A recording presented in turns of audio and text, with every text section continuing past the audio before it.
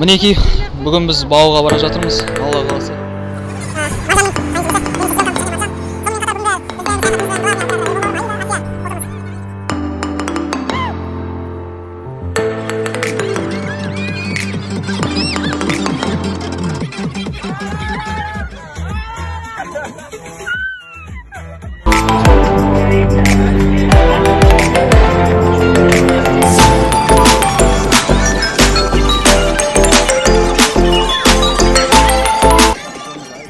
Әйтеуір дегенде группаға жеттік.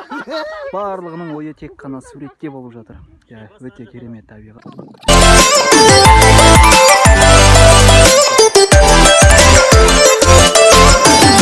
Қарындар ашты, әрине тауға шығу өте қиын. Бәрінің қары ашық болған.